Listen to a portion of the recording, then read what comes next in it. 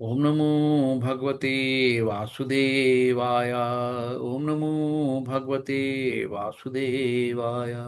ओम नमो भगवते वासुदेवाय। ओम अज्ञानतिमिरान्धस्य ज्ञानञ्जनशलाकया चक्षुरुन्मिलितं येन तस्मै श्रीगुरुवे नमः। श्रीचैतन्यमनोभीष्टं स्थापितं येन भूतले स्वयं रूपं कदादि महिमं ददाति शब्दान्तिकम्।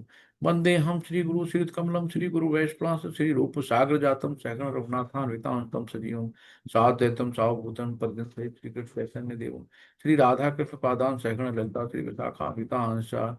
हे कृष्ण करुणा सिंधु दीनबंधु जगतपते गोपेश गोपिका कांत राधा कांत नमस्तुते।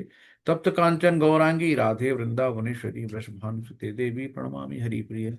नमो विष्णुपदाय कृष्णपृष्ठाय भूतले श्रीमते भक्ति वेदांत स्वामिनि इति नामिने। नमस्ते सरस्वती देवे गौरवाणी प्रचारिणी निर्विशेषा शून्यवादी पाश्चात्य देश तारिणी।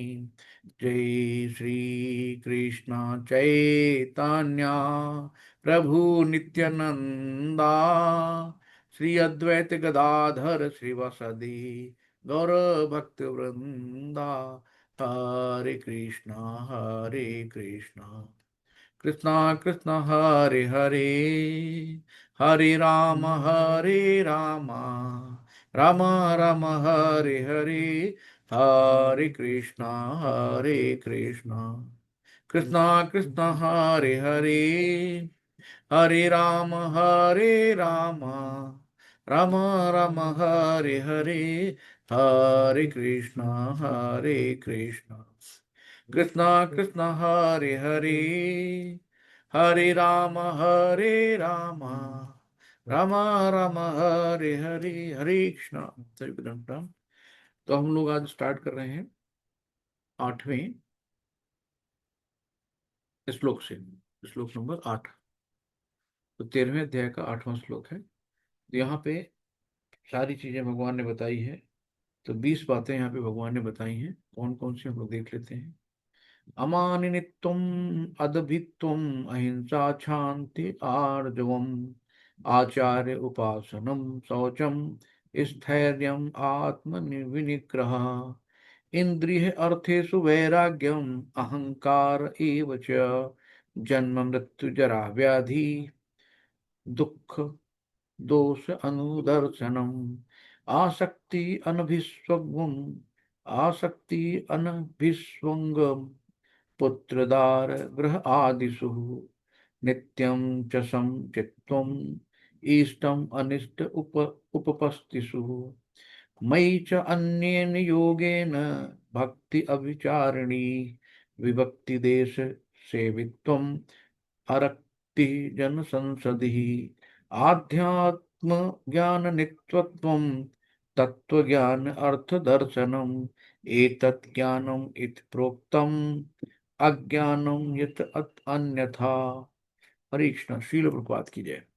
तो यहाँ पे 20 बातें अलग अलग बताई हैं। जैसे क्या है कि विनम्रता, दम्भहीनता और अहिंसा, सहिष्णुता, सरलता, प्रामाणिक गुरु के पास जाना, पवित्रता, स्थिरता, आत्म संयम, इंद्र तृप्ति, इंद्र तृप्ति के विषयों का परित्याग, अहंकार का अभाव, जन्म मृत्यु वृद्धावस्था तथा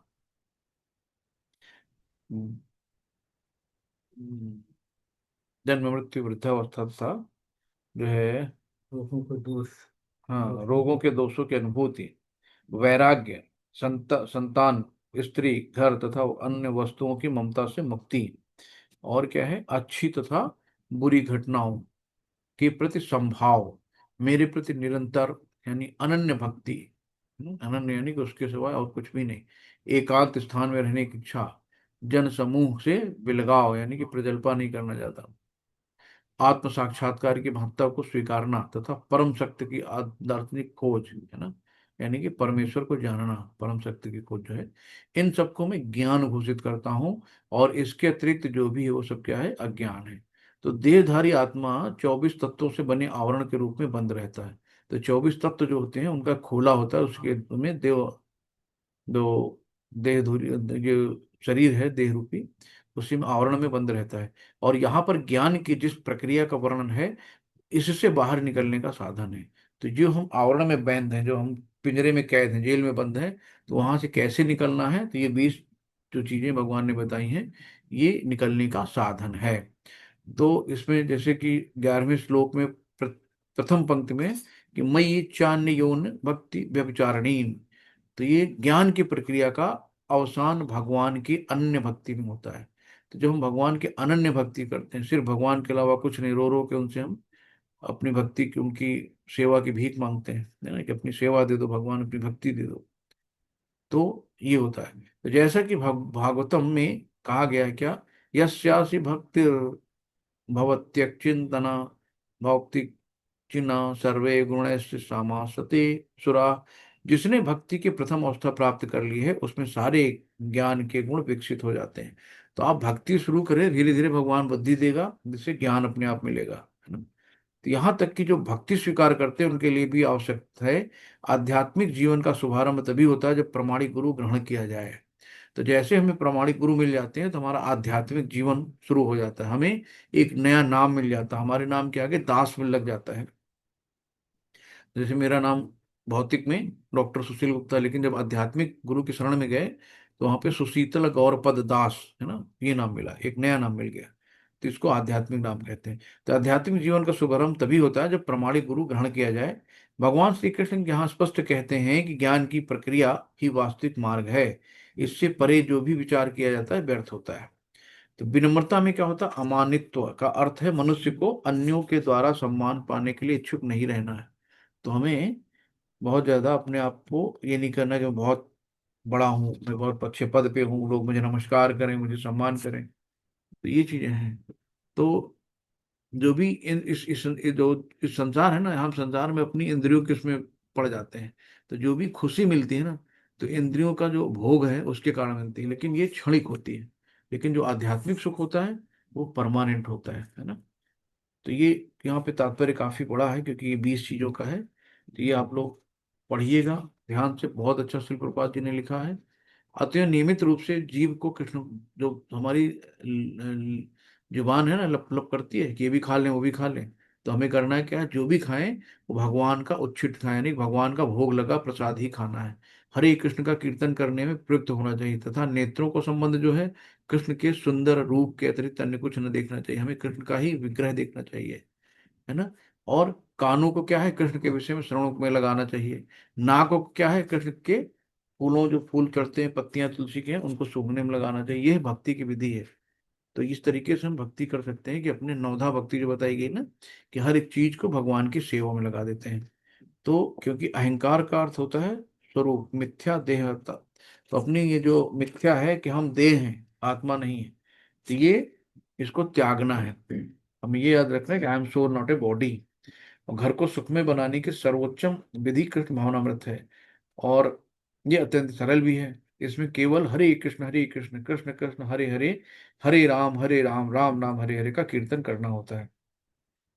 कृष्णार्पित भोग का उच्चिष्ट ग्रहण करना होता है। भगवत गीता तथा श्री भागवतम जैसे ग्रंथ पर विचार विमर्श करना होता है, और अर्चा विग्रह की पूजा करनी होती है। और इन चारों बातों से मनुष्य सुखी होगा। मनुष्य को चाहिए कि अपने परिवार के सदस्यों को ऐसी शिक्षा दे कि परिवार के सदस्य प्रतिदिन प्रातः तथा सायंकाल बैठकर साथ साथ में हरे कृष्ण का कीर्तन करें। जब अकेले बैठ के हम करते हैं हरे कृष्ण कृष्ण कृष्ण हरे हरे, हरे राम राम राम हरे हरे, अकेले में क्या होता है कि ये कीर्तन हो गया। और जब हम संग करते हैं सबका, तो संग कीर्तन यज्ञ हो जाता है। जब सबके साथ में ग्रुप में करते हैं तो संग कीर्तन यज्ञ हो जाता है। तो यदि कोई इन चारों सिद्धांतों का पालन करते हुए अपने पारिवारिक जीवन को कृष्ण भावना में विकसित करने में ढाल सके, तो पारिवारिक जीवन का त्याग कर व्यक्त जीवन बिताने की आवश्यकता नहीं होगी। तो हमें परिवार घर नहीं, छोड़ो घर बार चलो हरिद्वार नहीं जाना है। जब हम घर पे ही अपना माहौल बना देते हैं, कृष्ण भावनामृत सब लोग बैठ के संकीर्तन कर रहे हैं, तो हमें बाहर जाने की क्या जरूरत है।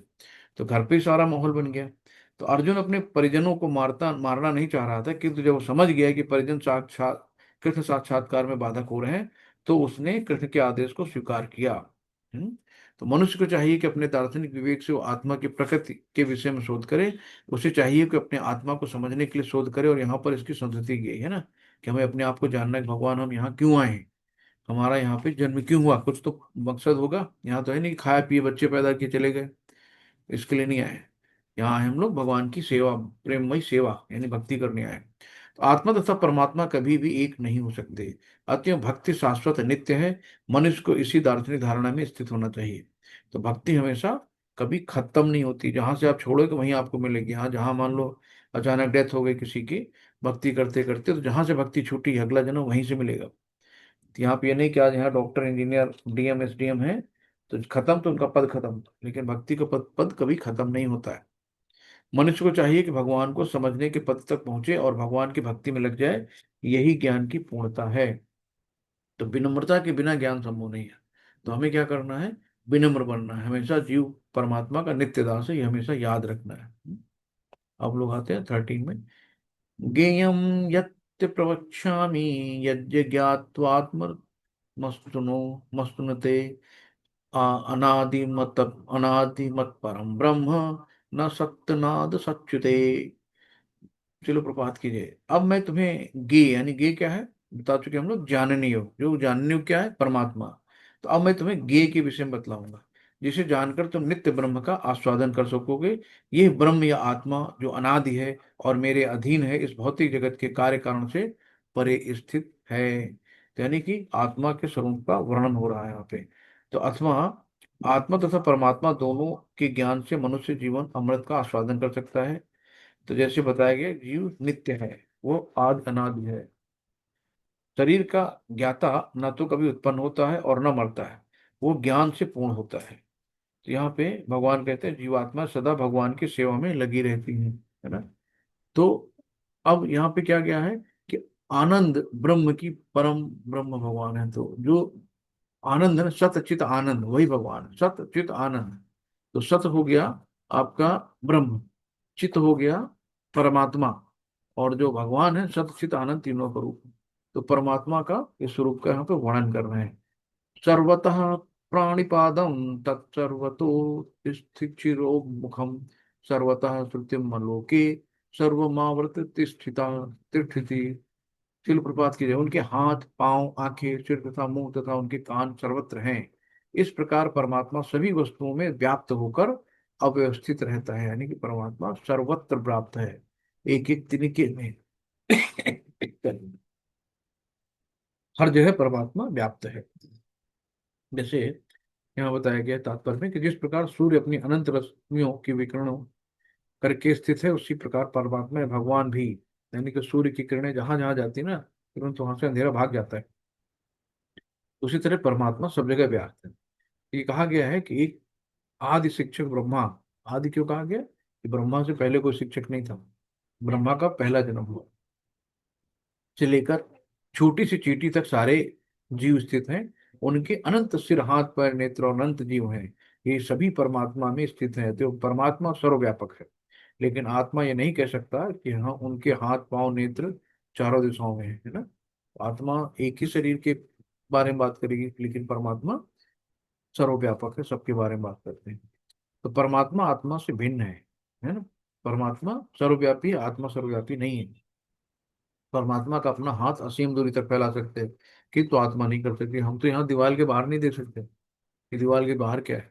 हम अपना हाथ जितना बड़ा वहां तक ले जाते हैं, परमात्मा तो कहीं से कुछ भी कर सकते हैं। ये है। नेक्स्ट है सर्वेंद्रिय गुणाभासम सर्वेंद्रिय विवर्जितम असत असतम सर्व भ्रश्चैव निर्गुणम गुण भोक्तृ च। कीजिए। परमात्मा समस्त इंद्रियों के मूल स्रोत हैं, फिर भी वे इंद्रियों से रहित हैं। वे समस्त जीवों के पालन करता होकर भी अनासक्त हैं। वे प्रकृति के गुणों के परे हैं, फिर भी वे भौतिक प्रकृति के समस्त गुणों के स्वामी हैं। यानी कि होता क्या है कि जो जैसे ना कि परमात्मा को कहा गया ना, परमात्मा क्या है, ये जानने योग्य है यानी ज्ञेय है। और यहाँ क्या है, समस्त समस्त इंद्रियों के मूल स्रोत हैं। तो आत्मा परमात्मा का अंश मात्र है, इसलिए आत्मा परमात्मा में डिफरेंस है। और जैसे कि राजा जो है यहाँ पे कहीं भी जा सकता है, उसको कोई रोक टोक नहीं है, लेकिन कैदी को अगर अपनी बैरिक मिली तो वहीं रहेगा। तो इसी तरीके से भगवान कहीं भी जा सकते हैं, सर्वत्र हैं, लेकिन हम आत्मा एक शरीर में ही रहती है। यहाँ पे दिया गया है कि भगवत गीता की पुष्ट होती है कि भगवान प्रकट होते हैं तो अपनी अंतरंगा शक्ति से यथा रूप में प्रकट होते हैं। वे भौतिक शक्ति द्वारा कलमशग्रस्त नहीं होते, क्योंकि वे भौतिक शक्ति के स्वामी हैं। वैदिक साहित्य में हमें पता चलता है कि उनका सारा शरीर आध्यात्मिक है। उनका अपना नित्य स्वरूप होता है जो सच्चिदानंद विग्रह है। ना, सच्चिदानंद विग्रह यानी कि जो उनकी मूर्ति को विग्रह कहते हैं। वे समस्त ऐश्वर्यों से पूर्ण है, वे सारी संपत्ति के स्वामी हैं, और वे सारी शक्ति के स्वामी और सर्वाधिक बुद्धिमान तथा ज्ञान से पूर्ण है। ये भगवान के कुछ लक्षण है ना। अभी देखा तो छठ ऐश्वर्य होते हैं ना, संपूर्ण है भगवान में, हम लोगों में इनकम्प्लीट है हम लोग। नेक्स्ट है, बहिरंतश्च भूतानां चरम चरमेव च सूक्ष्म सूक्ष्मत्वात् तविज्ञेयम् दूरस्थं चान्तिके च तत्। शिल प्रपात कीजिए। परम सत्य जड़ तथा जंगम, जंगम जंगम जंगम यहाँ लिखा है। परम सत्य तथा जंगम समस्त जीवों के बाहर तथा भीतर स्थित है। और सूक्ष्म होने के कारण वे भौतिक इंद्रियों के द्वारा जानने या देखने से परे हैं। यद्यपि वे अत्यंत दूर हैं किंतु भी सबके निकट हैं। ईशोपनिषद में एक पांचवा मंत्र है कि भगवान बहुत दूर भी हैं और बहुत निकट भी हैं, ना। भगवान जैसे चल रहे हैं लगता दौड़ रहे हैं, है ना। तो इस तरीके से भगवान के बारे में कहा कि भगवान अत्यंत दूर भी हैं लेकिन सबके निकट भी हैं। तो कहा गया ऊपर वाला जाने, तो ऊपर वाला बहुत दूर है, लेकिन ममई वांसो जीव लोको जीव भूत सनातना। तो ममई खसता तो जीव, परमात्मा अंश के रूप में हर जीव में विद्यमान है, उनके हृदय में।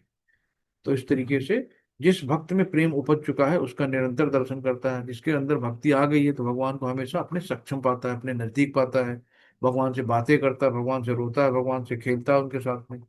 और जिनके अंदर भक्ति नहीं उनके लिए बहुत दूर है।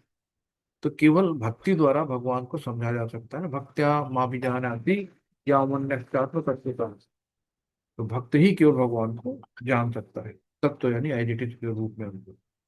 अविभक्तम च भूतेषु विभक्तमिव च स्थितम भूत भर्त च तज्ज्ञम ग्रसिष्णु प्रभु विष्णु च। प्रभुपाद की जय। यद्यपि परमात्मा समस्त जीवों के मध्य विभाजित प्रतीत होते हैं, लेकिन वो कभी भी विभाजित नहीं होते। वो एक रूप में स्थित रहते हैं। यद्यपि वो प्रत्येक जीव का पालन करता है, लेकिन ये समझना चाहिए कि सबों का संहार करता है और सबों को जन्म देता है। भगवान जो है सबका पालन करता और संहार करता और सबका जो है मार्गदर्शन सब भगवान ही के द्वारा। तो परमात्मा सभी के अंदर समान रूप से स्थित है ना। इसी को अचिंत भेदा भेद कहते हैं। तो यानी कि अचिंत मतलब यानी कि हमारी जो चिंतन है यानी हमारी परिकल्पना है उनसे परे, अचिंत भेदा भेद कहते हैं। तो भगवान कितना भी विस्तार करके कितना भी कर ले, लेकिन वो पूर्ण रहता हूँ। पूर्णमदः पूर्णमिदं पूर्णात् पूर्णमुच्यते पूर्णस्य पूर्णमादाय पूर्णमेवावशिष्यते। कितना भी कर ले विस्तार फिर भी वो पूर्ण रहता है ना। जैसे शून्य से शून्य निकल गया तब भी शून्य बरकरार है ना। ये है। तो सूर्य मध्याह्न आने पर अपने स्थान पर रहता है, लेकिन यदि कोई चारों ओर 5,000 के मूल से घूम के देखे सूर्य कहाँ है, तब भी उसको लगेगा कि उसके सिर पर चमक रहा है। तो सर्वशक्तिमत्ता के द्वारा एक विष्णु सर्वत्र विद्यमान है। जिस तरह अनेक पुरुषों को एक ही सूर्य की प्रतीति अनेक स्थानों में होती है, यद्यपि परमेश्वर प्रत्येक जीव के पालन करता है, किंतु प्रलय के समय सबों का भक्षण कर लेते हैं, है ना, सबको हप कर लेते हैं। इसकी पुष्टि जो भी 11वें अध्याय में कहा ना, मैं काल हूँ, भगवान कहते हैं स्वयं मैं काल हूँ। तो वे काल रूप में सबका भक्षण करते हैं, वे सबके प्रलयकारी और संहार करता है। तो सृष्टि के बाद सारी वस्तुएं उनके सर्वशक्तिमान पर टिकी होती है, और प्रलय के बाद सारी वस्तुएं पुनः उन्हीं में विश्राम पाने के लिए लौट जाती हैं। जब कारणोदक्षाई विष्णु सांस खींचते हैं तो सब वापस चली जाती है जितनी भी सृष्टि है, और जब वो सांस छोड़ते हैं तो पुनः फिर सृष्टि का निर्माण होता है। ये कहा गया है। नेक्स्ट है, ज्योतिषामपि तज्ज्योतिस्तमस्त परमुच्यते ज्ञानं ज्ञेयं ज्ञानगम्यं हृदि सर्वस्त विशिष्टतम। शिल प्रपात की जय। वे समस्त प्रकाशमान वस्तुओं के प्रकाश स्रोत है ना। भगवान ने कहा ना कि सूर्य चंद्र तारे कहाँ से, भगवान से ही प्रकाशित होते हैं। तो वे समस्त प्रकाशमान मान वस्तुओं के प्रकाश स्रोत हैं। वे भौतिक अंधकार से परे हैं और अगोचर हैं। वे ज्ञान हैं, ज्ञेय हैं और ज्ञान के लक्षण हैं। यानी कि ज्ञान के लक्षण क्या है? मैं भगवान को पाना, है ना, भगवान से मिलना ज्ञान के लक्षण है। ज्ञेय क्या है? जानने वाले, जानने वाले कौन है? परमात्मा। और जब हमें ज्ञान होगा तब हम उनको जान पाएंगे। तो वे सबके हृदय में स्थित है, किस रूप में? परमात्मा क्षीरोदक है विष्णु के रूप में। तो ज्ञान प्राप्त होते ही हमारे भीतर की जो भी अज्ञानता है वो सब छू चली जाती है। तो सभी ज्ञान का स्रोत भगवान है। जैसे कि सूर्य आता है ना तो अंधेरा भाग जाता है, यानी कि अंधेरा मतलब अंधकार, और वो प्रकाश का मतलब ज्ञान। तो ज्ञान आता है तो अज्ञान भाग जाता है। तो यहाँ पे श्री प्रभुपाद जी बताते हैं, जो वैकुंठ लोक जाने का इच्छुक है उसे परमेश्वर द्वारा ज्ञान प्रदान किया जाता है और प्रत्येक हृदय में स्थित है। तो जो वैकुंठ जाने के स्थित है उनको भगवान स्वयं ज्ञान देते हैं, है ना। तो ये है। जहां तक चरम ज्ञान के, मनुष्य को चाहिए कि भगवान की शरण में जाए।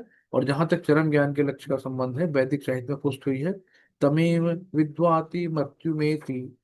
उन्हें जान लेने के बाद ही मृत्यु तथा जन्म की परिधि को लांघा जा सकता है। जब तक आप भगवान को नहीं जानेंगे तब तक इस दुखाले शास्त्रों में आते रहेंगे, जन्म मृत्यु जरा व्याधि चक्कर में पड़े रहेंगे। ये है। इति क्षेत्रम तथा ज्ञानम ज्ञेयम चोक्तम समासतः मद्भक्तम एतद्विज्ञाय मद्भावयो उपपद्यते। चिल प्रपात कीजिए। इस प्रकार मैंने कर्म क्षेत्र, यानी कर्म क्षेत्र क्या? शरीर, ज्ञान तथा ज्ञेय का संक्षेप में वर्णन किया है। तो ज्ञेय है क्या? परमात्मा जानने योग्य है। और इससे केवल मेरी भक्त ही पूरी तरह, मतलब केवल भक्त ही समझ पाएंगे। भगवान ये भी कहते हैं ना, सबके समझने की बात नहीं है, भक्त ही इसको समझ पाएंगे और इस तरह मेरे स्वभाव को प्राप्त होंगे। तो यहाँ पे तीन बातों का वर्णन हुआ है। कार्य क्षेत्र जो हमारा शरीर है, जानने की विधि तथा आत्मा में परमात्मा, है ना। आत्मा परमात्मा को हम कैसे जानेंगे? ज्ञान के द्वारा। यहाँ पर इसका उल्लेख हुआ कि भगवान के अनन्य भक्त ही इन तीनों बातों को ठीक से समझ सकते हैं, अथवा ऐसे भक्तों के लिए भगवत गीता अत्यंत लाभप्रद है।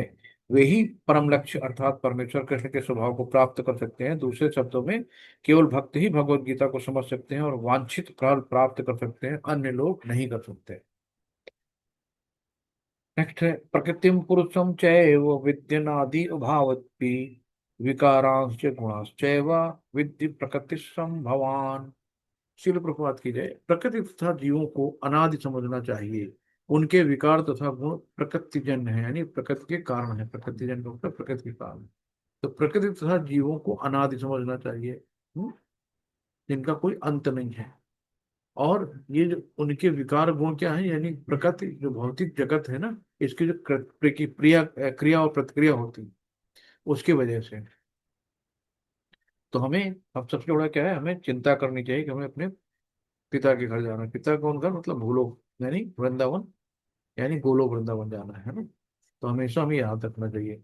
तो मनुष्य शरीर क्षेत्र तथा शरीर की ज्ञाता जीवात्मा तथा परमात्मा दोनों को जान सकता है, ये बताया गया है। परमात्मा तथा आत्मा एक ही भगवान की विभिन्न अभिव्यक्तियां हैं। जीवात्मा उनकी शक्ति है और परमात्मा उनका शाश्वत अंश है। तो प्रकृति तथा जीव दोनों ही नित्य हैं, है ना। तथा ये तात्पर्य यह है कि सृष्टि से पहले विद्यमान थे और भौतिक अव्यक्ति परमेश्वर की शक्ति से, जो भौतिक अव्यक्ति जितनी भी है परमेश्वर की अव्यक्ति से ही है, उनकी जो शक्ति है। और इसी प्रकार जीव भी, किंतु जीव श्रेष्ठ शक्ति है। तो चेतना का अंतर होता है। जैसे आत्मा जब एंट्री करती है जीव में तो उसकी चेतना होती है। चेतना के अनुसार हमें मनुष्य का जन्म, यानी कि मनुष्य की चेतना सबसे अच्छी है।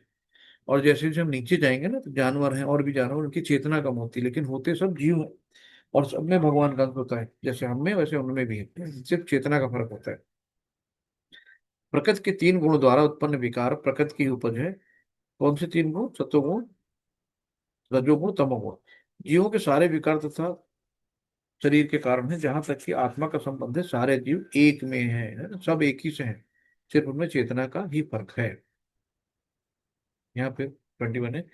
कार्य कारण कार्य कारण कर्तव्यो हेतु प्रकृतिरुच्यते। पुरुषः सुखदः खानाम भोक्तृत्वे हेतुरुच्यते। फिर प्रपात की जय। यानी कि मोटा मोटा है ना, तो अंगीठी जलने के कारण हीट निकल रही है ना। तो काज और इफेक्ट, काज है अंगीठी और हीट है गर्मी। तो यहाँ पे काज और इफेक्ट भगवान बता रहे हैं कि प्रकृति समस्त भौतिक कारणों और कार्यों परिणाम की हेतु कही जाती है। और जीव पुरुष इस संसार में विविध सुख दुख के कारण भोग का कारण कहा जाता है। यानी कि जो भी चीजें हैं, तो भौतिक कारणों तथा कार्यों, यानी कि इनके परिमाण पर जो परिणाम होता है, उसी को प्रकृति कहा जाता है ना। यही काज इफेक्ट है। और होता क्या है, जीव पुरुष इस संसार में विविध सुख दुख के भोग का कारण होता है। तो इस संसार में जो सुख और दुख मिलते हैं ना, उसको जीव भोगता है अपने कारण। यानी कि अगर आज हम सुखी हैं तो अपने कारण सुखी हैं, और दुखी हैं तो अपने कारण। लोग कहते हैं ना भगवान इतने भी बुरे काम नहीं किए, अरे कुछ तो बुरे किए ना, इतना तो पता है। तो अगर हम सुखी हैं तो अपने कारण, और दुखी हैं तो अपने कारण। और कोई भी दुख का कारण देख लो ना, क्यों हमने ऐसा किया, ऐसा ना करते तो ऐसा नहीं होता। आदमी को खुद पता ना हमने गलती की। इसलिए बच्चे ने बढ़िया से अच्छे से पढ़ाई की, उसको टॉप में कर गया, मतलब एग्जाम में पास हो गया, खुशी मिली। उसको पता है हमने पढ़ाई नहीं करी तो हम फेल हो गए। तो सुख और दुख का कारण व्यक्ति खुद ही होता है, भगवान को उसमें कोई हस्तक्षेप नहीं होता है। तो जब उसे विभिन्न शरीर प्राप्त होते हैं तो वो विभिन्न प्रकार के सुख तथा दुख भोगता है। उसके भौतिक सुख तथा उसके शरीर के कारण होते हैं, स्वयं उसके कारण है। तो उसकी मूल अवस्था में भोग में कोई संदेह नहीं है, अतः वो उसकी वास्तविक स्थिति है। वो प्रकृति पर प्रभुत्व जताने के लिए भौतिक जगत में आया है। तो हमारी इच्छा थी हम भी प्रभुत्व जताए, हम भी मालिकाना अपना हक रखें किसी पे, तो भगवान ने यहाँ भेज दिया। ये शरीर इंद्रियों का कार्य, इंद्रियां इच्छाओं की पूर्ति का साधन है। ये शरीर तथा हेतु रूप इंद्रियां प्रकृति तथा प्रकृति है। और जैसा कि अगले श्लोक में स्पष्ट होता है कि जीव को अपनी पूर्व आकांक्षा तथा कर्म के अनुसार परिस्थितियों के वश वरदान साफ मिलता है। तो हमारी जैसे आकांक्षा है, जैसे हमारी इच्छा है, जैसे हमारे कर्म होते हैं ना, उसके अनुसार हमें वरदान मिलता है, साफ मिलता है। तो जीव की इच्छाओं तथा कर्मों के अनुसार प्रकृति उसे विभिन्न स्थानों पहुंचाती है। तो जैसी हमारी इच्छा होती है, प्रकृति वैसे हमें उस घर में पहुंचा देती है। तो जीव स्वयं ऐसे स्थानों में जाने तथा मिलने वाले सुख दुख का कारण होता है। तो एक प्रकार का शरीर प्राप्त हो जाने पर वो प्रकृति के वश में हो जाता है। जैसे शरीर मिला तो प्रकृति के वश में हो गया। तुरंत 24 तत्वों ने उसको कवर कर लिया अपने घेरे में। और जैसे उसके अंदर गुण होंगे सत्व तमो रजो, वैसे वो बिहेव करने लगेगा। लेकिन समस्त परिस्थितियों में परमात्मा जीव के साथ है। परमेश्वर जीव पर इतना कृपालु है कि वो सदा जीव के साथ रहता है ना, कभी भी साथ नहीं छोड़ता। और परिस्थितियों में परमात्मा के रूप में विद्यमान रहता है। पुरुष प्रकृतिस्थो ही भुंक्ते प्रकृतिजान गुणान कारणम गुण संगोष्ठ सत असत योनि जन्मसी। तो अच्छी बुरी जो योनियां है ना, सत असत योनि जन्म, तो ये हमारी किलो प्रपात की जाए। इस प्रकार जीव प्रकृति के तीन गुणों का भोग करता हुआ, तीन गुणों का भोग सतो तमो रजो का भोग करता हुआ प्रकृति में ही जीवन बिताता है ना। तो ये परमात्मा के विषय में बता रहे हैं कि ये उस प्रकृति के साथ उनके संगत के कारण होता है ना। इस तरह उसे उत्तम तथा अधम योनि, यानी कि उसको स्वर्ग जाना है, नरक जाना है, तो 14 लोक होते हैं। 7 ऊपर होते हैं, 7 नीचे होते हैं। तो उसके कर्म के अनुसार उसको ऊपर जाना है कि नीचे जाना है, उसके संगत और उसके कर्म के अनुसार ये डिसाइड किया जाता है।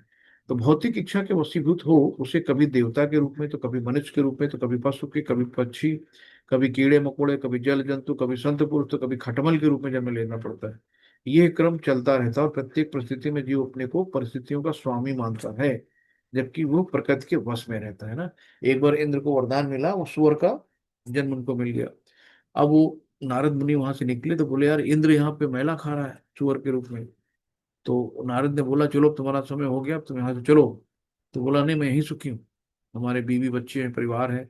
तो इतना आसक्ति हो जाती है ना, सब भूल जाता। चाहे वो जो भी जन्म हो, सुअर का हो, कुत्ते को, जो जन्म है, उस जन्म में उसको अपने से बहुत प्यार रहता है, अपने अपने परिवार से वो उसको छोड़ना नहीं चाहता है।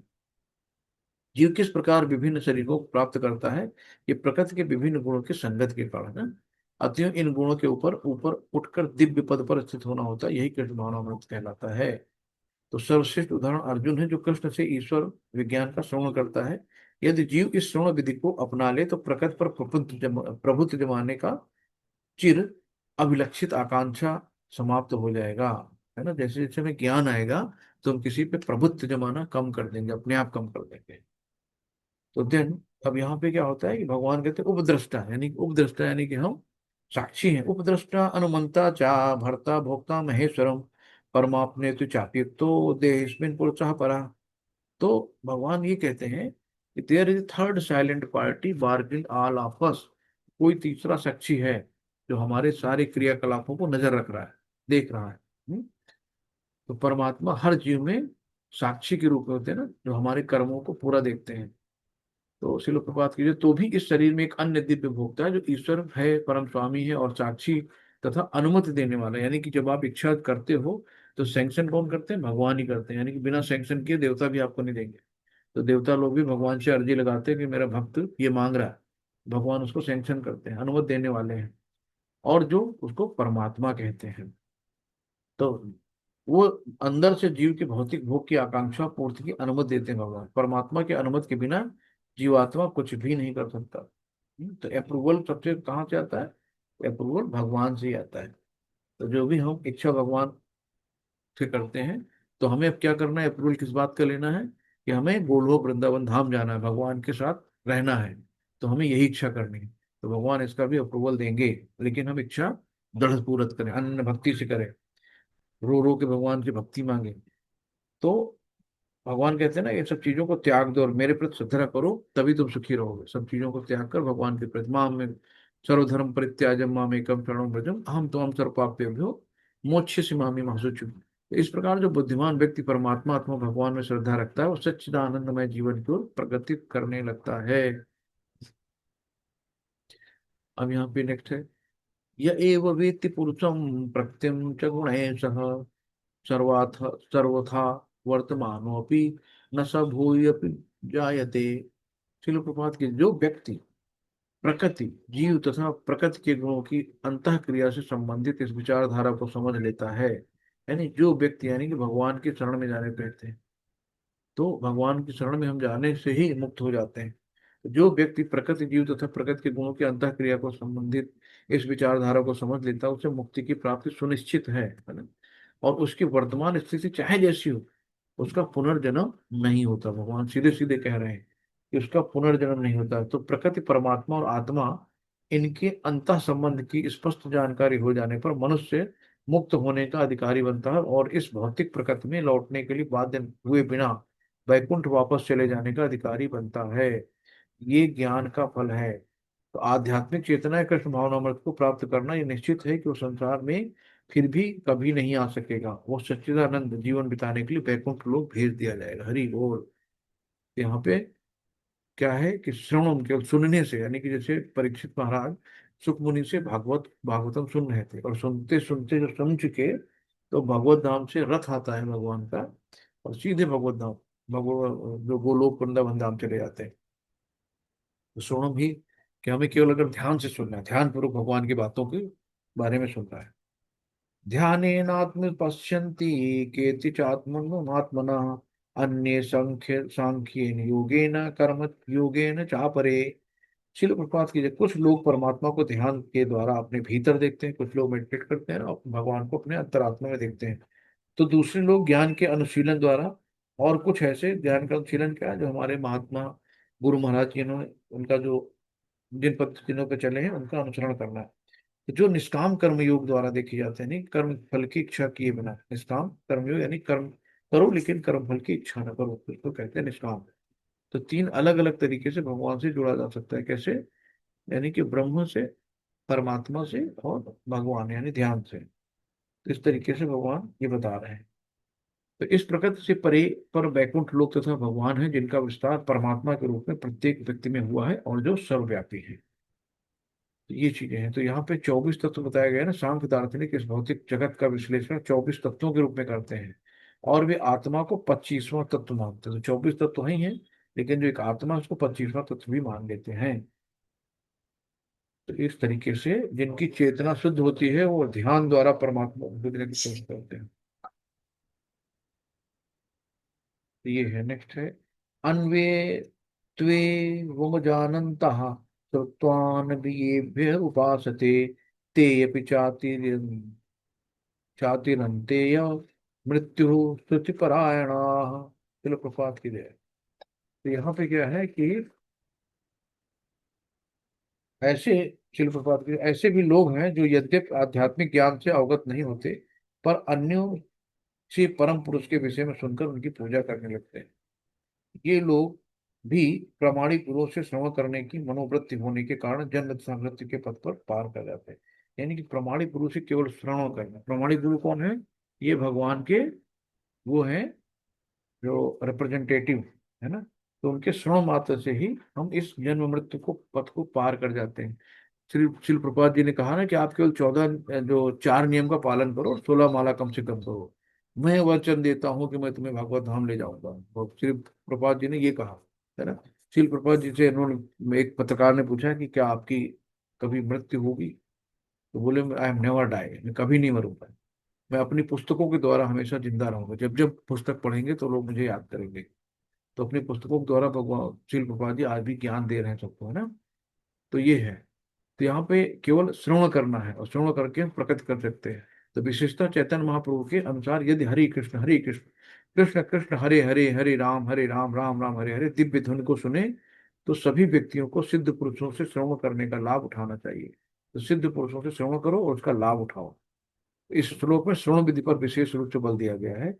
तो प्रमाणिक व्यक्ति से श्रद्धापूर्वक श्रवण करने से इस भवसागर को पार करके भगवत धाम वापस जाने में उसे सहायता मिलती है। हरि बोल। नेक्स्ट है, यावत् संजयायते किंचित सत्वं स्थावरं जंघम मम क्षेत्र क्षेत्रज्ञ संयोगा आत्मदुद्धि भरतर सभ चिरपात।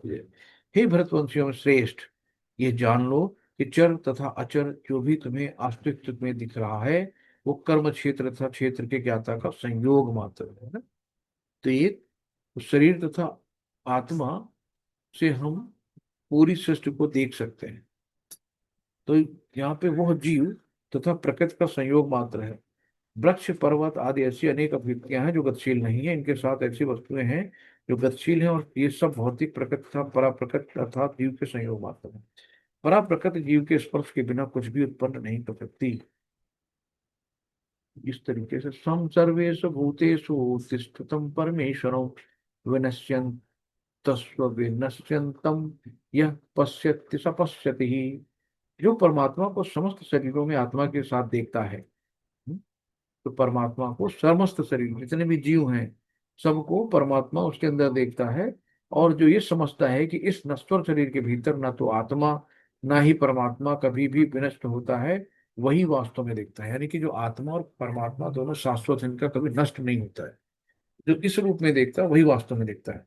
तो शरीर के विनष्ट होने पर आत्मा तथा परमात्मा का अस्तित्व बना रहता है ना। आत्मा और परमात्मा कभी नहीं मरते। शरीर विनष्ट हो जाता है, भौतिक शरीर। और वे अनेक विध चर तथा अचर, चर मतलब जो चलायमान है, मोशन मोटाइल है। और अचर जो स्थिर खड़े हैं, जैसे पेड़ पर पेड़ वृक्ष लोग है ना, ये कहा जाता है। परमात्मा तथा आत्मा दोनों एक शरीर में रहते हैं और ये कभी विनष्ट नहीं होते हैं।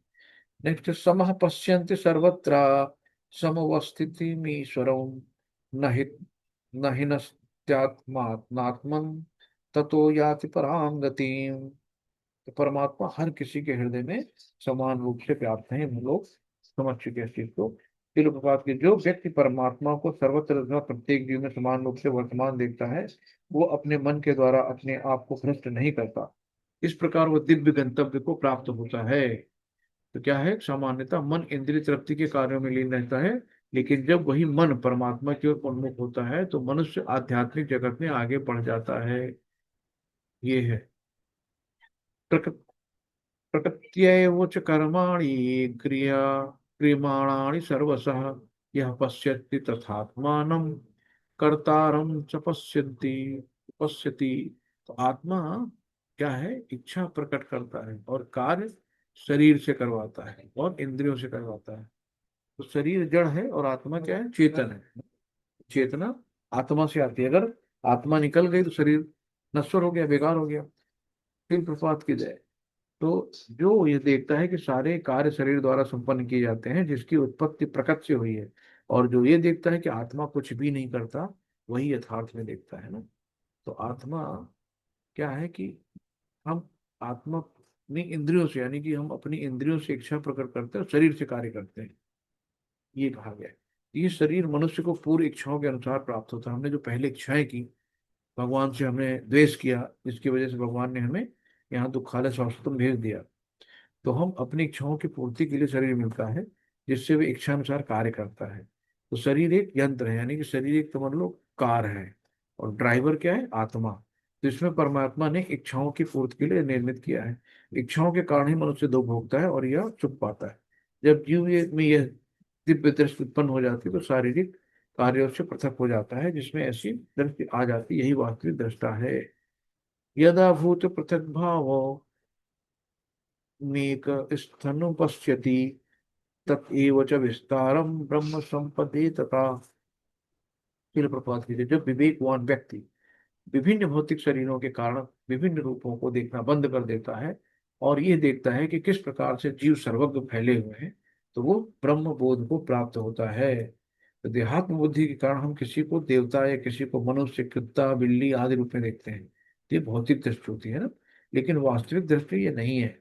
ये भौतिक भेदभाव देहात्म बुद्धि के कारण है। लेकिन जब हम आध्यात्मिक दृष्टि से देखते हैं ना, तो जो मनुष्य पशु, ऊंच नीच आदि के भेदभाव से मुक्त हो जाता है, उसकी चेतना शुद्ध हो जाती है और वो अपने आध्यात्मिक स्वरूप में कृष्ण भावना मत को विकसित करने में सफल होता है। तब वो वस्तुओं को जिस रूप में देखता है ना, समभाव, सबको एक रूप में देखना, क्योंकि सब में भगवान का अंश है। तो सब भगवान के, हमारे अंदर भी भगवान का अंश है, सारे जीव में भगवान का अंश है, सिर्फ चेतना का अंतर है। नेक्स्ट बताते हैं। अनादित्वा निर्गुणत्वात्म परमात्मा अब में अव्यय शरीर स्थितो अपि कौन्तेय न करोति न लिप्यते। चलो प्रपात की है। शाश्वत, यानी शाश्वत क्या है? कि जो कभी खत्म नहीं होता, इटर्नल नॉलेज है ना। तो दृष्टि संपन्न लोग ये देख सकते हैं कि अविनाशी आत्मा दिव्य, शाश्वत तथा गुणों से अतीत है। तो अविनाशी आत्मा क्या होती है? कि तीनों गुण उसको छू नहीं पाते हैं। तो आत्मा दिव्य है, शाश्वत है और गुणों से अतीत है, यानी कि तीनों गुण उसको छू नहीं पाते हैं। हे अर्जुन, भौतिक शरीर के साथ संपर्क होते हुए भी आत्मा, आत्मा क्या है ना? चेतना, ना तो कुछ करता है और ना ही लिप्त रहता है। शरीर क्या है? जड़ है। आत्मा क्या है? चेतना है। तो भौतिक शरीर के साथ उसका संपर्क होने से जो कार्य संपन्न होता है, वे उसे लिप्त नहीं कर पाते।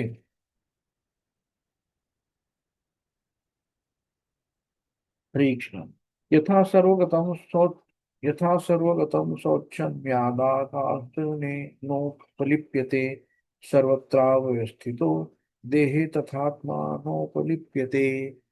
चिल प्रपात की। यद्यप आकाश सर्वव्यापी है, किंतु अपनी सूक्ष्म प्रकृति के कारण किसी वस्तु से लिप्त नहीं होता है। इसी तरह ब्रह्म दृष्टि में स्थित आत्मा शरीर में स्थित रहते हुए भी शरीर से लिप्त नहीं रहती है ना। कहा गया है कि आत्मा शरीर से लिप्त नहीं होती। क्यों? क्योंकि आत्मा चेतन है और शरीर जड़ है, दोनों अलग हो गए।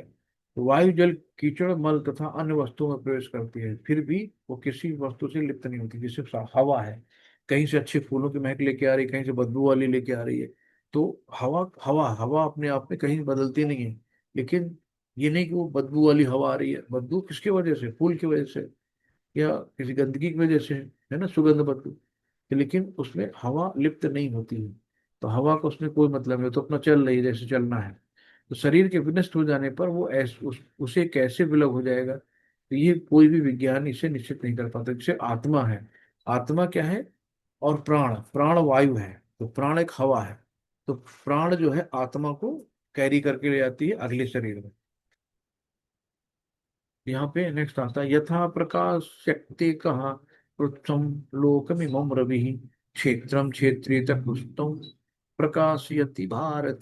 हे भरतपुत्र, जिस प्रकार सूर्य अकेले सारे ब्रह्मांड को प्रकाशित करता है, उसी प्रकार शरीर के भीतर स्थित एक आत्मा सारे शरीर को चेतना से प्रकाशित करती है ना। जैसे ब्रह्मांड में बताया ना कि सूर्य पूरे ब्रह्मांड को प्रकाशित कर रहा है, वैसे हमारी आत्मा है। जिस दिन आत्मा निकल जाती है, शरीर मिट्टी हो जाता है, तुरंत फूको, घर के बाहर निकाल दो। तो हमारा शरीर कैसे प्रकाशित है? वो आत्मा के द्वारा। इस प्रकार चेतना ही आत्मा का प्रमाण है। और जिस तरह धूप या प्रकाश सूर्य की उपस्थिति का प्रमाण है, वो शरीर में आत्मा वर्तमान रहता तो सारे शरीर में चेतना रहती है। आत्मा गई तो शरीर गया। ये है। तो समस्त शरीरों के प्रति सचेत रहते हैं परम चेतना तथा व्यष्टि चेतना भी यही अंतर। तो परम चेतना और व्यष्टि, व्यष्टि मतलब इंडिविजुअल। तो क्षेत्र क्षेत्रज्ञ यूरे वमंतरा ज्ञान चक्षुषा भूत प्रकृति मोक्षम च ये विदुर्यांति ते परम। चिल प्रपात की गए।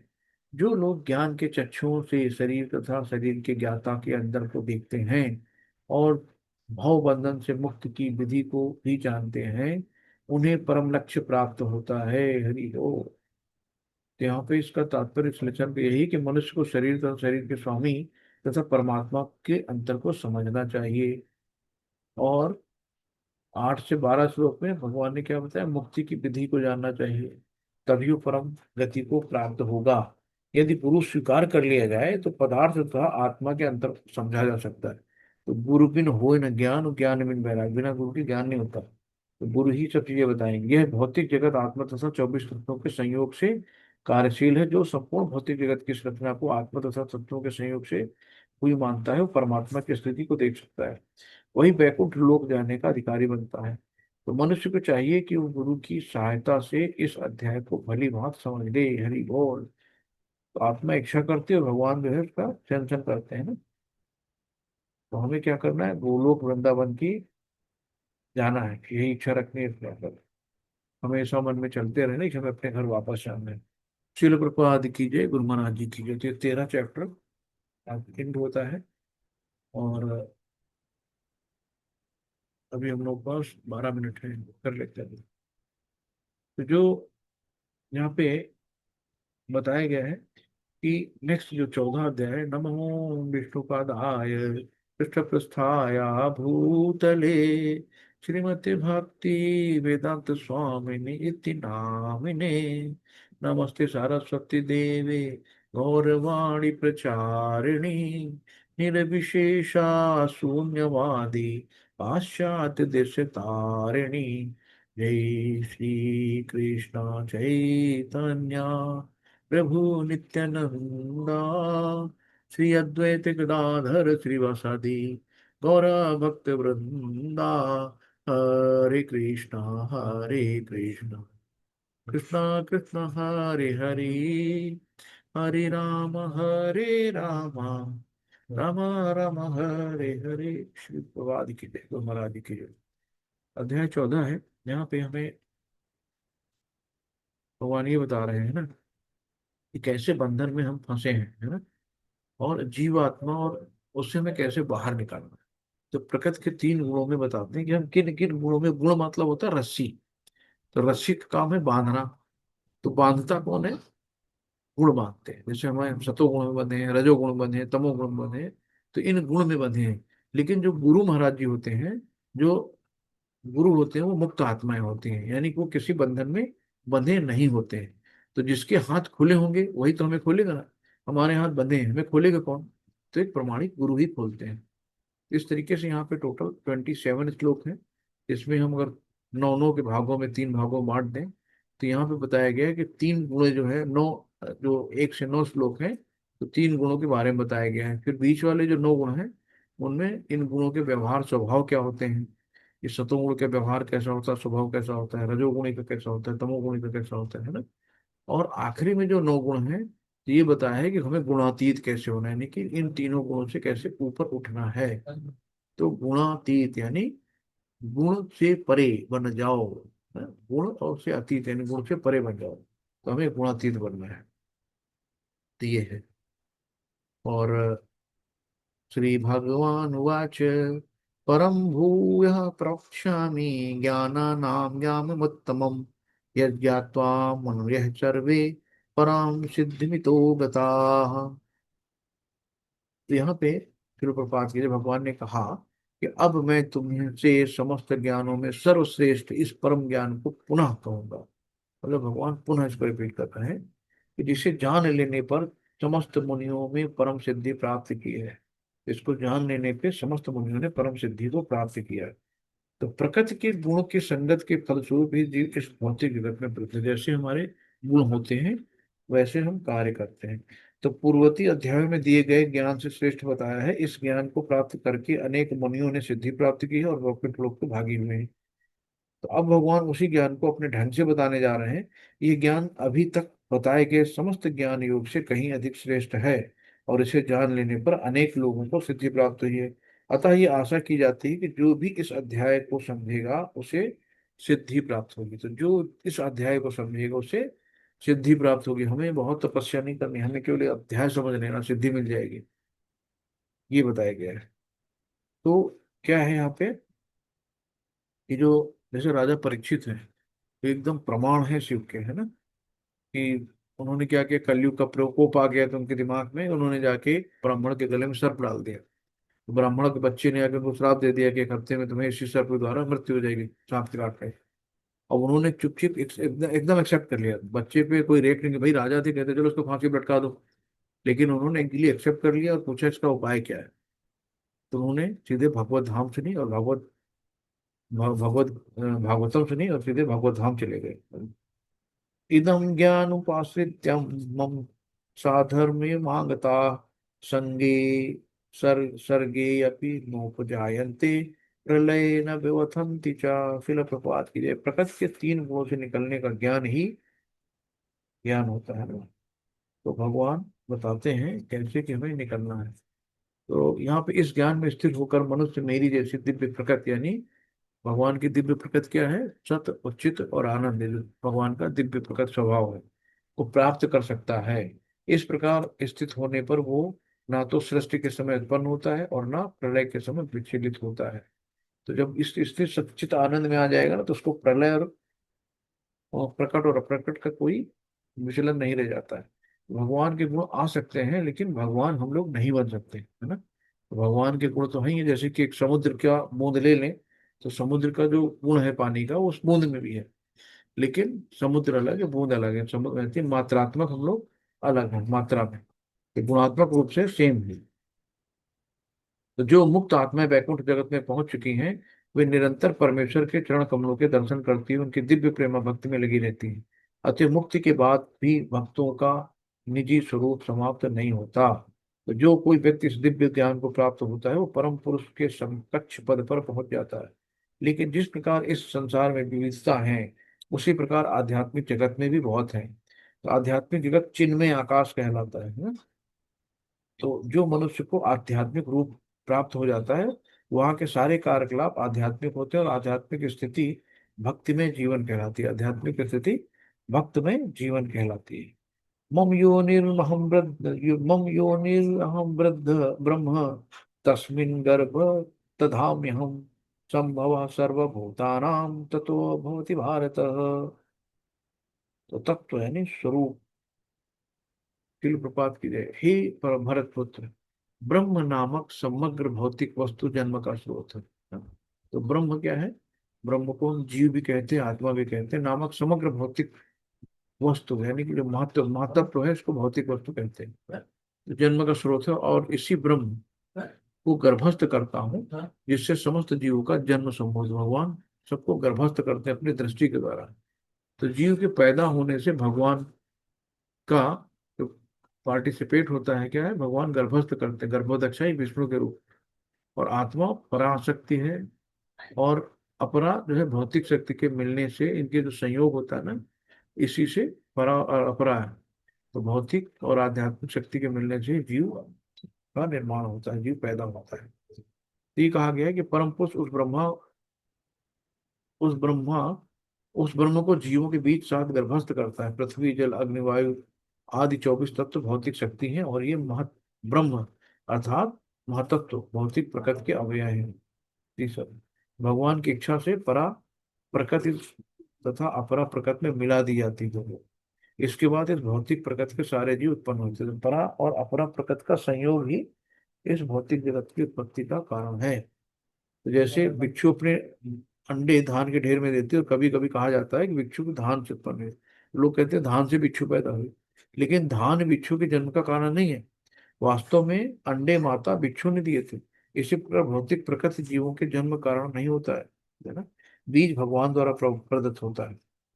और हम लोग तो लगते हैं भौतिक जगत में जो भी पैदा हो भौतिक इन्हीं के कारण है। तो प्रकृति से उत्पन्न होने पर प्रतीत होता है, लेकिन इस तरह प्रत्येक जीव को उनके पूर्व कर्मों के अनुसार भिन्न भिन्न शरीर प्राप्त होता है। अब यहाँ भगवान बताते हैं कि मैं सबका बीज तक तामा हूँ। सर्वयोनिषि कौन्तेय मूर्तयः संभवन्ति या तासाम ब्रह्म महत योनिः बीज अहम बीज प्रदीपिता। तो अहम बीज प्रदीपिता। तो ही कुंती पुत्र, ये समझ लो कि जो कि समस्त प्रकार के जीव योनियों तथा इस भौतिक प्रकृति में जन्म द्वारा संभव है, और मैं उनका बीज प्रदाता पिता हूँ। तो अब ये लोग कहते हैं ना कि अंडा पहले आया कि मुर्गी पहले आई। भगवान ने क्या कहा, मैं बीज पिता हूँ, यानी कि सबसे पहले अंडा आया। कोई पूछे तो बता देना पहले अंडा आया। कैसे आया? भगवान ने 14वें अध्याय के चौथे श्लोक में बोला है कि मैं उनका बीज प्रदाता पिता हूँ। भगवान, बीज सब भगवान से ही आता है ना। तो जीव भौतिक प्रकृति तथा आध्यात्मिक प्रकृति के संयोग से हैं। तो सारे जीव माता भौतिक प्रकृति तथा बीज प्रदा कृष्ण के द्वारा प्रकट होते हैं, जितने भी जीव हैं। तो भौतिक प्रकृति क्या है, हमारी माता है, और कृष्ण बीज प्रदा पिता है। यही है। तो हमें क्या करना, भौतिक जगत में जो गर्भ धारण किए हैं, जो सृष्टि काल में अपने पूर्वजों के अनुसार, हमें क्या करना, भक्ति करनी। और भक्ति, बताएं कि भक्ति में प्रगति कैसे होती है। उत्साह ही बने रहना, उत्साहात धैर्य तत्कर्म प्रवर्तनात्। तो ऐसे करना है कि हमें उत्साही बने रहना, निश्चय के साथ प्रयास करना, धैर्यवान होना है, नियामक सिद्धांतों के अनुसार कर्म करना, यथा श्रवण कीर्तन स्मरण, और असंगत संग त्यागो, तो संग त्याग करना, संगति असंगतियों से दूर रहना है, और भक्तों को संग लेना, तो इसमें हमारी भक्ति बढ़ेगी। तो ये है। यहाँ पे कहा गया सत्वम रजस्वम इतिम गुणाम प्रकृति संभाव निबंधन महाबाहु देहे देहे अव्ययम। जैसे पुण्य कर्म बांधते हैं ना, वैसे जैसे कि बहुत कुछ पुण्य करता है तो वो भी अपने सतोगुण में बन जाता है। अरे मैं तो बहुत अच्छा हूँ, है ना। तो सब पुण्य बांधते हैं, यानी कि रस्सी का काम बांधना। तो प्रकृति के 3 गुणों से युक्त ही है, सतो रजो और तमोगुण। तो सतो मतलब समझ लो सोना है, रजो को समझ लो चांदी, हथकड़ी समझ लो, सतो है ना, सोने की हथकड़ी पहने हैं। और रजो मतलब चांदी की पहने, और तमो को मतलब लोहे की हथकड़ी पहने, लेकिन बंधे तो सब हथकड़ी में ना। तो हे महाबाहु अर्जुन, जब शाश्वत जीव प्रकृति के संसर्ग में आता है तो इन गुणों से बन जाता है। ये चीजें हैं। तो भौतिक जगत द्वारा बद्ध हो जाने के कारण प्रकृति के 3 गुणों के जादू के वशीभूत होता है। यही प्रत्येक प्रकार के सुख दुख का कारण है। तो हम जैसे ही आते हैं तमो रजो सतो गुण में बन जाते हैं। तत्र सत्वं निर्मलत्वात् प्रकाश प्रमोनामयम् सुख संगेन बंधानी ज्ञान संगेन चानघ। ये है यहाँ पे चिल प्रपात के लिए, हे निष्पाप, यानी अर्जुन को बोला सतो, यानी कि सतो गुण अन्य गुणों की अपेक्षा अधिक शुद्ध होने के कारण प्रकाश प्रदान करने वाला और मनुष्यों को सारे पाप कर्मों से मुक्त करने वाला है। जो लोग इस गुण में स्थित होते हैं वो सुख तथा ज्ञान के भाव में बंध जाते हैं। यहाँ कहा है ना कि जो लोग, सतोगुणी क्या करता है, भलाई काम करता है। तो जो सुख तथा ज्ञान के भाव में, यानी सुख और ज्ञान की, हम बहुत ज्ञानी हैं, इस भाव में भी बंध जाते हैं, भी बंधन का कारण होता है। तो ये है। तो प्रकाश का मतलब होता है हमें अंधकार से बाहर निकालना। तो सतोगुण में आने के बाद ज्ञान आता है कि मैंने कितना समय बर्बाद कर दिया। जब हम सतोगुण में ज्ञान आता है कि हमने कितना समय बर्बाद कर दिया, तब जाके हम इस चीज का हमें एहसास होता है कि तो बहुत गलती कर दी हमने। अभी तक इतना सोए, इतना पिक्चर देखे, और इतनी चीजों को हमने यूं ही बर्बाद किया है ना। तो गुरु की खोज करनी चाहिए। फिर हम क्या करते हैं, गुरु की खोज करते हैं, शास्त्र पढ़ने चाहिए। जो भी हम सुन रहे हैं सब क्या है, ये अब जो हम ये बुक से बता रहे हैं, सब चीजें बता रहे हैं, सब प्रमाणिक गुरु यानी श्रील प्रभुपाद जी की बातें हम आपको बता रहे हैं। हमारा इसमें कुछ भी नहीं है बता। तो हम आपको उन्हीं की चीजों को सब बता रहे हैं। तो हमें कोई चीज का घमंड नहीं होना चाहिए। घमंड क्या होता है, कोई चीज प्राप्त कर लिया और उसका घमंड हो गया, अरे हम तो बड़े ज्ञानी हो गए, हमको तो बहुत आता है, हमने ये पढ़ लिया, है ना। तो किसी चीज का घमंड नहीं होना चाहिए। और अहंकार, दोनों चीज आती है, घमंड और अहंकार। अहंकार क्या है, फालसी को है कि मैं ही करता हूँ, मैं शरीर में हूँ, है ना। तो आत्मस्वरूप अपने आप को समझो, शरीर ना समझो। अब इस अहंकार में लोग हम शरीर है। तो सतोगुण का अर्थ ही है कि अधिक ज्ञान तथा सुख का अधिकाधिक अनुभव। तो अपने आप को विशेष भाग्यशाली समझो, है ना, कि भगवान की कृपा है कि हम लोग आज इस प्लेटफॉर्म पे बैठ के भगवान की बातें सुन रहे हैं, उनका श्रवण कर रहे हैं। ये चीजें होती हैं। तो सारी कठिनाइयां ये है कि जब मनुष्य सतोगुण में स्थित होता है तो उसे ऐसा अनुभव होता है कि वो ज्ञान में आगे है और अन्यों की अपेक्षा श्रेष्ठ है। इस प्रकार वो बद्ध हो जाता है कि सब मैं ही हूँ। तो बद्ध जीवन में अधिक सुख का ये भाव उसे भौतिक प्रकृति के गुणों से बांध देता है। तो वैकुंठ लोक जाने की, जब हम बंधे होंगे तो वैकुंठ लोक जाने की कोई संभावना नहीं रहती। तो बारंबार दार्शनिक वैज्ञानिक या कवि बनते हैं और बारंबार जन्म मृत्यु के उन्हीं दोषों में बनते हैं, लेकिन माया मोह के कारण वे सोचते हैं कि इस प्रकार का जीवन आनंदप्रद है। एक और लास्ट कर लेते हैं। तो कलयुग में जो है 99% रजोगुणी है। कोई भी ऐसा व्यक्ति नहीं है जिसके अंदर इच्छाएं ना हो, है ना। तो बहुत इच्छाएं होती हैं, बहुत आकांक्षाएं होती हैं रजोगुण में। तो रजो रागात्मकम विद्यम तृष्णा संग समुद्भवम तानि बंधानि कौन्तेय कर्म संगेन देहिनम। तो यहाँ पे क्या है, डिजायर और अटैचमेंट जितनी है ना, केंद्र तृप्ति के लिए हम लोग यहाँ कार्य कर रहे हैं कि अपने इंद्रियों को खुश रखें, बस इसीलिए कार्य करते हैं। ये सब रजोगुण में आता है। हे कुंती पुत्र, रजोगुण की उत्पत्ति असीम आकांक्षाओं, है ना। इनफिनाइट, एक चीज पूरी हो गई, भगवान दूसरी पूरी कर दो। पहले साइकिल दे दो, फिर गाड़ी दे दो, फिर कार दे दो, फिर बंगला दे दो, इच्छाएं कभी खत्म ही नहीं होती, है ना। तथा तृष्णाओं की वजह से होती है। तो जो ये असीम आकांक्षाएं तृष्णाएं होती है ना, इस वजह से हम भगवान के पास नहीं जा पाते भाई, हमें भगवान के पास जाने नहीं देती, बीच में ही रोके रहती। और इसी कारण ये देहधारी जीव सकाम कर्मों से बंधा रहता है, और इसी इसी कारणों से सकाम कर्मों में बंधा रहता है। रजोगुण की विशेषता है, यानी कि मेरी जय जयकार करो, मेरा नाम लो, है ना, मुझे ही सब कुछ मानो, मैं नहीं बढ़िया हूँ, मैं बहुत इज्जत वाला हूँ। ये सब रजोगुण में आता है। चाटुकारिता उसको बहुत पसंद होती है। तो दूसरों को अपने नियंत्रण में रखता है, सब कंट्रोल करता है, जो मैं कह रहा हूँ वही करो, बाकी सब बेकार है। तुम जैसे आजकल बहुत सेल्फी डालते हैं लोग, अब रील बना रहे हैं, मार अपने में मस्त रहते हैं, खुश रहते हैं वीडियो बना बना के। तो मनुष्य भौतिक भोग के लिए लालायित होता है, वो इंद्र तृप्ति चाहता है। और इस इंद्र तृप्ति के लिए वो रजोगुणी मनुष्य समाज में या राष्ट्र में सम्मान चाहता है, और सुंदर संतान, स्त्री तथा घर सहित सुखी रहता है। तो ध्रुव महाराज शुरू में तो रजोगुणी थे, है ना। तो उन्होंने कहा कि हमें भगवान से, मतलब अपने पिता और अपने बाबा से बड़ा साम्राज्य चाहिए। तो ये रजोगुणी में आ गए थे।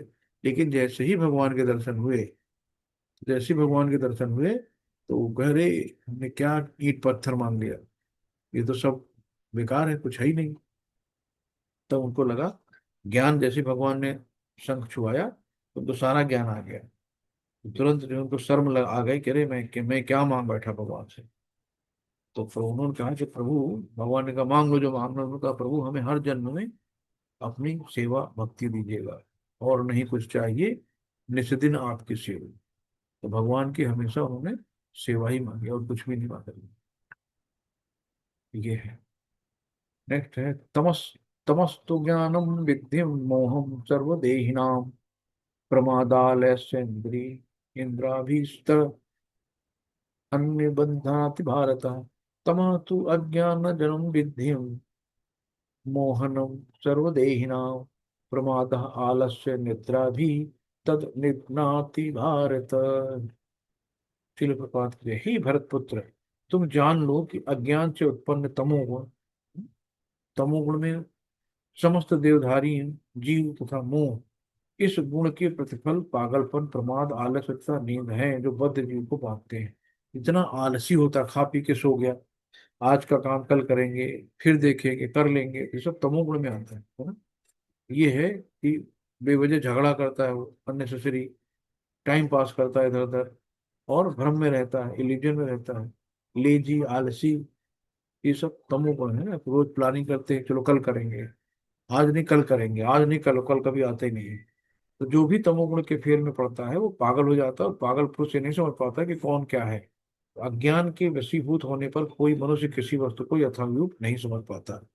जब तक ज्ञान रूपी प्रकाश उसमें नहीं आएगा, तो वो ज्ञान के अंधेरे में रहता है। तो ऐसे लोग अत्यंत आलसी होते हैं।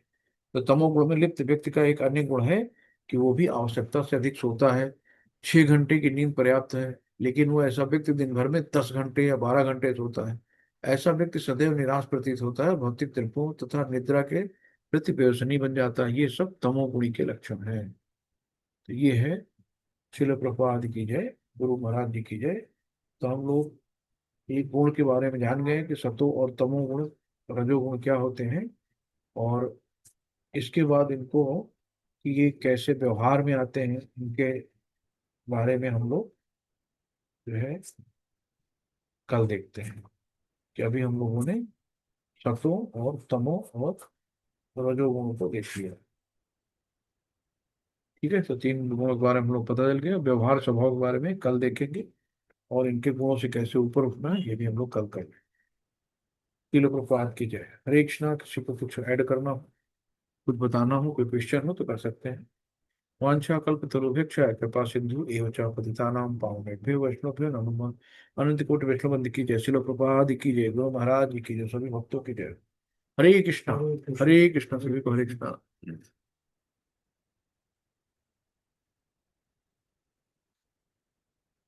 तो कोई क्वेश्चन ना हो तो फिर हम लोग चलते हैं, कल मिलते हैं।